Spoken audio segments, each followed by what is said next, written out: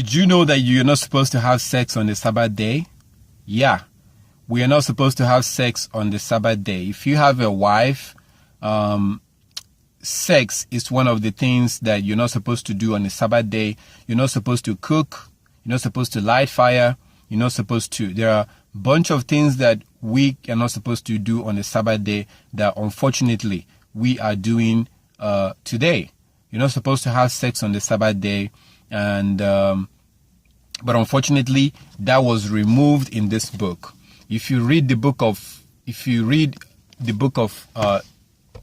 Jubilees chapter 50, according to Jubilees chapter 50, you will see that we are not supposed to have sex on the Sabbath day. I'm saying this, it looks like it's a non-issue, but it's a big deal, because if our Heavenly Father says it, our Heavenly Father says that, says it, then it's a big deal. And if you keep the Sabbath right, but you are having sex on the Sabbath day, or you are lighting fire, or you are sending somebody on an errand, or you are even traveling on the Sabbath day, you're breaking the Sabbath. You are breaking the Sabbath. Now, what I'm going to do right here is, I'm just going to tell you this. Read Jubilees chapter 50. If you read Jubilees chapter 50, you will see exactly what I'm talking about.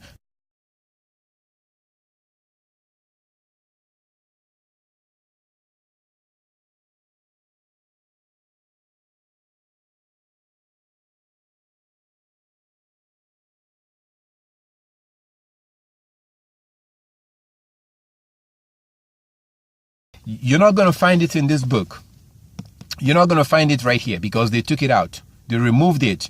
You have to remember that when the King James Version was translated in 1611 AD, it has the Apocrypha in it.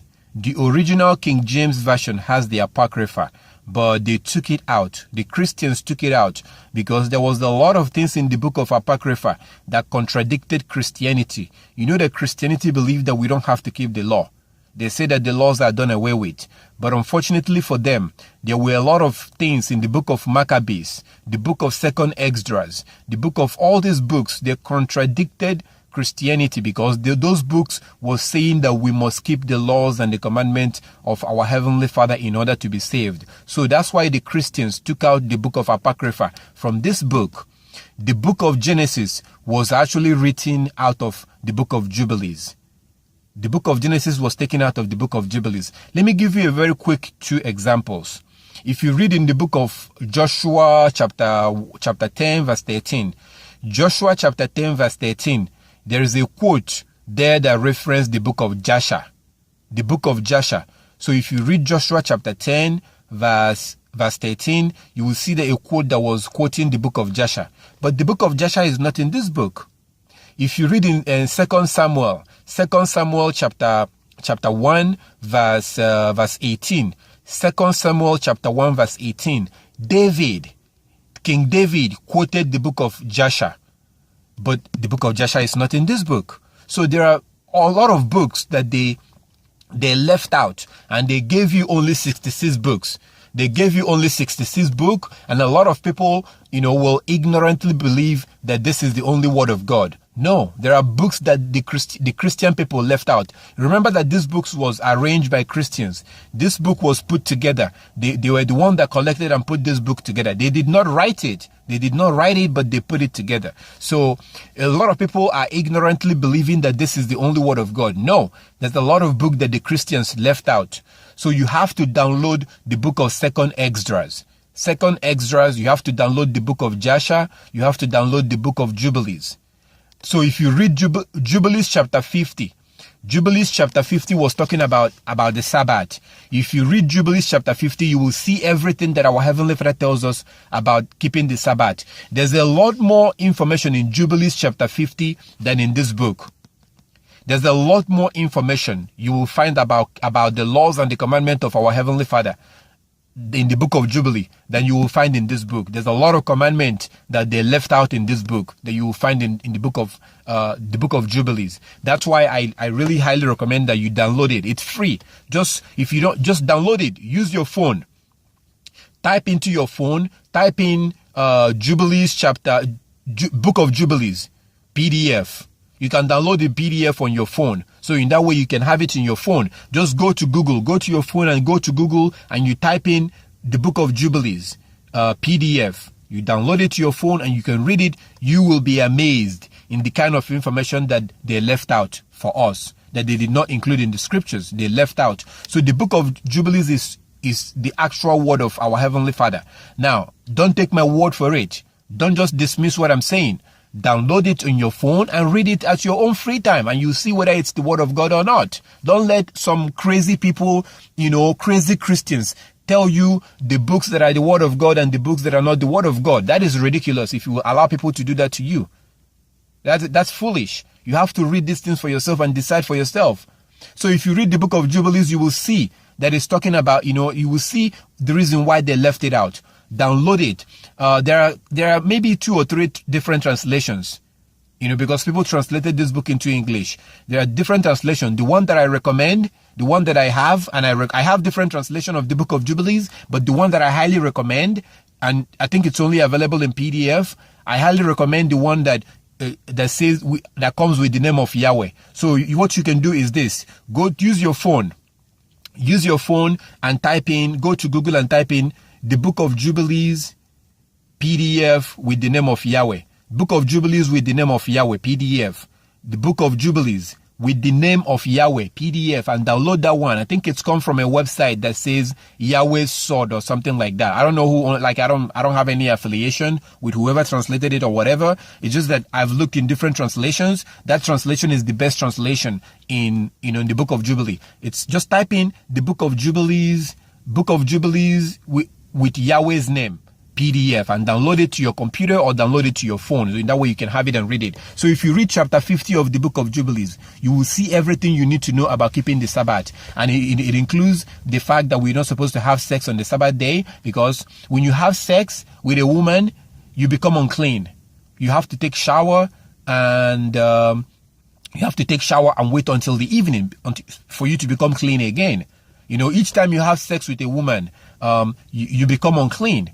Each time is not just when you have sex with a woman. So for those of you that masturbate, if you love masturbating or whatever, for those of you that masturbate, each time a sperm comes out from your body, you become unclean. You have to take a shower, and if that sperm touches your clothes, and each time a sperm touches your clothes, you have to wash that clothes, and you wash yourself and become unclean until you'll be unclean until the evening. I highly recommend that you don't touch anything that is holy. Don't touch the scripture whenever you're unclean. And if you are a woman, whenever you're seeing your period, you are unclean. Okay, you're unclean. You will remain unclean until your period is over. Then you become clean again. In that situation, you're not supposed to touch anything that is holy. You're not supposed to touch the scriptures, and you're not even supposed to be in the house of in the house of God, or in the house of Yahweh. You're supposed to keep yourself away until you become clean again, and then you can come back. This is what happened when David, when Saul thought that David was unclean. So you will see this in, I believe it's in 1 Samuel chapter 20, when Saul thought that David was unclean, because when you're unclean, you're supposed to stay away, and until your uncleanness is over, then you can come back, into the house of Yah, or you can touch whatever that is holy. So the thing is that you're not supposed to have sex on the Sabbath day. No sex on the Sabbath day, and no traveling on the Sabbath day. So the question is, what do you do? How do you worship? Stay in your damn house. Stay in your house. You're not supposed to travel on the Sabbath day. You're not supposed to travel to a church or whatever. Your pastor is not going to like this. Your pastors and your preachers will not like this, because they want you to keep on coming so you can give them that money. That's, that offering and the tithes and offering and whatever. You're supposed to remain in your house on the Sabbath day. Read Exodus chapter 16. Exodus chapter 16. The only time you can go somewhere and worship Yah, the only time you can go somewhere and worship God is if the temple is standing. We don't have a temple. So if you read in Ezekiel, the book of Ezekiel chapter 46, verse 1 to verse 3, you will see that we're supposed to go to the Sabbath and worship God on a new moon day and on the Sabbath day. You're supposed to go to the temple and worship him on a new moon day and on a Sabbath day. But the temple has been destroyed. The temple was destroyed in 70 AD. Your little church is not the temple of God. I'm sorry to break this news to you. Your little church in a hotel or wherever you have your church, that's not the temple of God. When you drive over there, you're breaking the Sabbath. You're supposed to stay in your house. Don't travel on the Sabbath. If you read the book of Jubilees chapter 50, you will see what I'm saying. Read the book of Jubilees, download it on your phone or whatever, and you see it. So don't go, you read Exodus chapter 16. You are supposed to remain in your tent on the Sabbath day. You can go and worship. You can go and worship. You can go and meet with people and worship any other day, but don't do it on the Sabbath day. Do not do it on the Sabbath day. Read the book of Jubilees and you will see what I'm saying. Jubilees chapter 50. So which day is the Sabbath day? That's another one. Saturday is not the Sabbath day and Sunday is not the Sabbath day. Saturday is not the Sabbath day and Sunday is not the Sabbath day. The Sabbath is regulated by the moon. Our Creator wants us to use the moon as our calendar. He created the moon for us to use the moon as our calendar. And the ancient Israelites used the moon as their calendar. They kept a lunar Sabbath. This Sabbath that we're keeping on Saturday and on Sunday today is nonsense. It's a lie.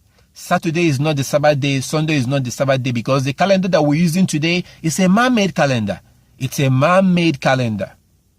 When I was in Washington talking to Pastor Mark Blitz, he asked me if I'd ever considered the study of the lunar eclipse with regard to a prophetic signal. I said, no. He said, you should. So I came home and thinking about what the pastor had said, I sat down at my computer and began to work. I knew that our Bible, this one, was written on the lunar calendar. Our calendar, the Western civilization calendar, is the Gregorian calendar from Pope Gregory of Rome. That means it's pagan in origin. It's not God's calendar. Our calendar and the calendar of this book do not match. Sun God is for Sunday. Moon God is for Monday. That's a sermon for another time. Believe me, much of what Christianity salutes is pagan to its roots. So when our Creator created this world, He created the moon for us to use the moon as our calendar. The calendar that we're using today was created by a Roman Catholic Pope in AD 1582. It's a man-made calendar. You cannot keep the Sabbath by that. The ancient Israelites did not use the calendar that we're using today. Even Christ did not use the calendar that we're using today, because the calendar that we're using today is less than 600 years old. It's a man-made calendar. If you read Genesis chapter 1 verse 14, Psalm 104 verse 19, Ezekiel chapter 46 verse 1 to 3, I can go on and on and on. Even in Colossians chapter 2 verse 16, Colossians chapter 2 verse 16, if you read from verse 1 to verse 16, you will see that the early followers of Christ, they were keeping the new moon day. They were keeping the Sabbath day and the new moon day.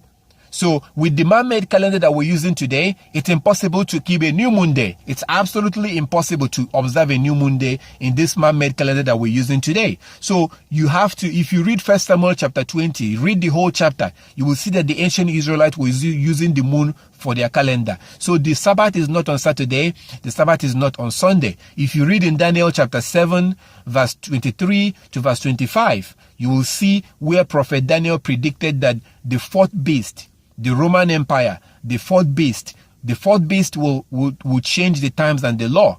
We think to change the times and the law. They change the time, meaning the calendar, and the law, meaning the Sabbath. So when you keep the Sabbath on Saturday today, or when you keep it on Sunday, you're wasting your time. That's not the true biblical Sabbath day. If you look at this chart right here, look at this chart, you will see what the Sabbath of our Heavenly Father looks like. You will see what His calendar looks like. And I did a presentation on this particular topic, if you look under this video, you will see a link that will lead you to a presentation that I did that will give you more information about the lunar calendar, about the lunar Sabbath. Everything you need to know about the lunar Sabbath is pretty much covered in that presentation. It's called Lunar Sabbath, Perfectly Explained. If you look around in my channel, you will see it, or you can look under this video. If you don't, you will see a link that will take you to that video. It's titled Lunar Sabbath, Perfectly Explained. Lunar Sabbath, Perfectly Explained. I covered everything you need to know about the lunar Sabbath. So when Christ comes back, we are going to be keeping the Sabbath with a lunar calendar. If you read Isaiah chapter 66, verse 22 and verse 23, you will see that when Christ comes back, we will be using the moon as our calendar again, because our Heavenly Father says that from one new moon to another and from one Sabbath to another, all flesh will come and worship him. And those who come will see the dead bodies of those who rebel against him. Those who rebel against him are those who refuse to keep the laws and the commandments in this book. So, but when in the kingdom of God, we're not going to be using a man-made calendar. If you think we're going to be using a man-made calendar that people are sitting down and generating every year, man-made calendar that we're using today, if you think that we're going to be using that in the kingdom of God, then you are joking. You are joking. If you think that God will abandon his own calendar, which is the moon, for a man-made calendar, then you are joking. That's not going to happen. And you will see that in Isaiah chapter 66, verse 22 and verse 23. So you cannot keep a new moon day with a man-made calendar. It's impossible. It's not included. If you look at a man-made calendar, there's nowhere we are commanded. We were commanded in Ezekiel chapter 46, verse 1 to verse 3. Ezekiel 46, verse 1 to verse 3. We are commanded to keep the new moon day, to observe the new moon day by worshiping on the new moon day, and to observe the Sabbath day by worshiping on the Sabbath day. But we're not doing that today because we're using a man-made calendar. And if you read in Isaiah chapter 66, verse 22 and verse 23, you will see that in the future, in the kingdom of God, in the kingdom of Yah, in Christ's kingdom, in the coming kingdom of Christ, we are going to be observing a new moon day. What does that tell you? We're going to be observing a Sabbath day and a new moon day. What does that tell you? That tells you that we are going to switch back to the lunar calendar, which our Creator created when he created this world. He made the moon for us to use the moon as our calendar. Read Genesis chapter 1 verse 14, Psalm 104 verse 19, Isaiah chapter 66 verse 22 and verse 23, Ezekiel chapter 46 verse 1 to 3, Colossians chapter 2 verse 16, or Colossians chapter 2 verse 1 to verse 16, and many other places. Many other places, you will see that we are supposed to use the moon as our calendar. I would also like to bring this to your attention. If the woman you live with right now was not a virgin at the time you married her, then she's not your wife. She is not your wife. If the woman you live with in your house as your wife, if you are not the man that took her virginity, if you are not the man that took the virginity of the woman you live with right now, then she is not your wife. And if you are a woman, if the man you live with as your husband was not the man you lost your virginity to, then that man is not your husband, because our Heavenly Father says that whoever a woman loses her virginity to automatically becomes her husband. Our Heavenly Father says that if a woman loses her virginity to a man, that man she lost her virginity to automatically becomes her husband, and no other man can marry that woman or have that woman as long as the man she lost her virginity to is still alive. So if you are a woman, whoever you lost your virginity to is your husband.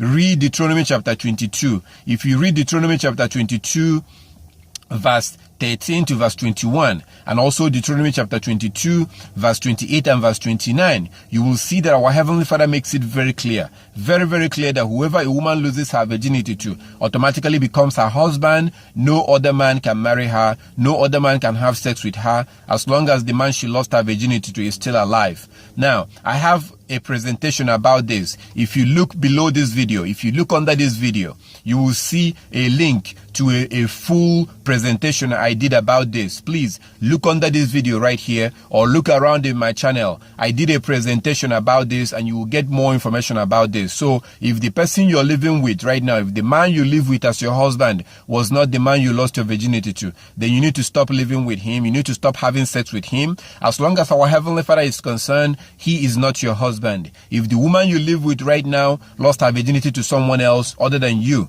and the man she lost her virginity to is still alive, you need to stop having sex with her. You need to stop living with her. Each time you have sex with her, you are committing adultery, and you will not be allowed into the kingdom of heaven, because no one that commits adultery will be allowed into the kingdom of heaven. This is a warning to you. If you look under this video, I included a link to a presentation I did about this particular subject. I included the link under this video. And this is not just for those of you that may say that this is, oh, that's the Old Testament. Oh, that is the Old Testament. This is not just the Old Testament thing.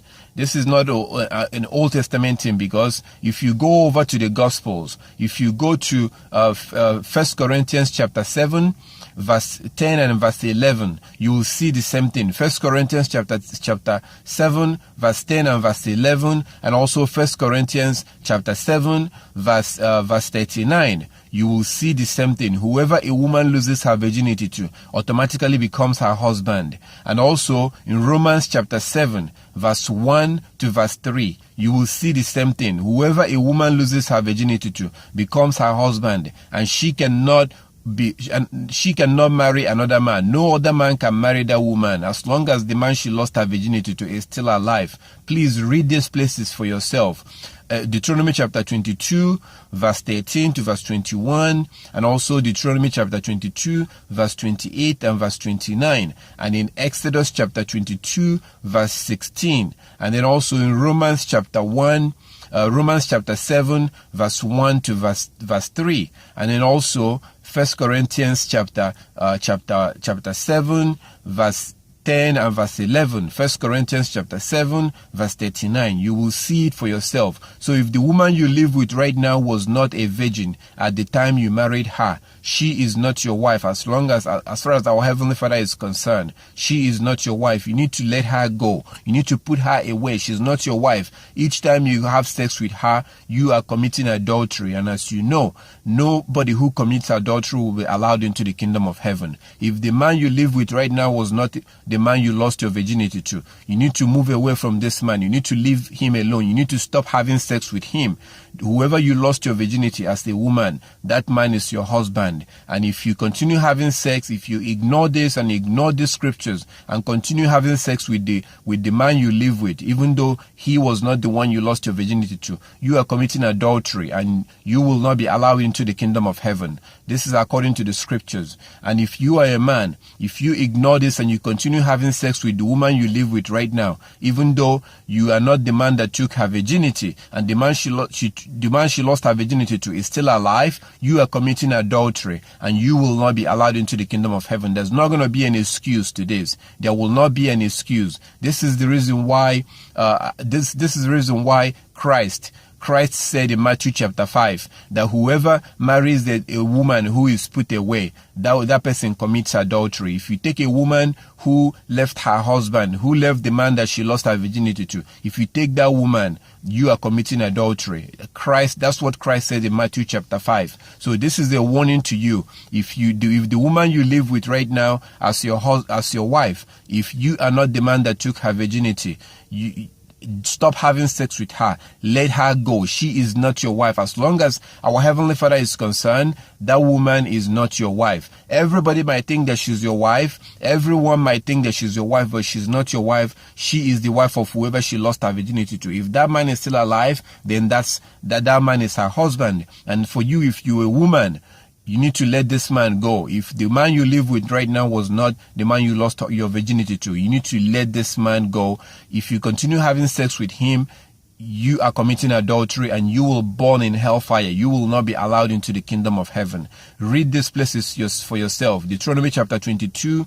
Read the whole chapter of Deuteronomy chapter 22, especially from verse 13 to verse 21 and verse 28 and verse 29. And in Exodus chapter 22, verse 16. Romans chapter 7 verse 1 to 3, and 1 Corinthians chapter 7 verse 10 and verse 11, and also 1 Corinthians chapter 7 verse 39, and also in Matthew chapter 5 verse 32. Christ makes it very clear. Christ Christ confirms this. So this is a warning to you. If the person you live with right now, if she was not a virgin at the time you married her, she's not your wife. And if you are not married already, if you are a woman and you have already lost your virginity, do not even think about going to live with any other man. Look for the man you lost your virginity to. He is your husband. And if you are a young man and you're looking for a wife, do not marry any woman that is not a virgin. If you marry any woman that is not a virgin and the man she lost her virginity to is still alive somewhere, you are committing adultery. You have to marry a virgin.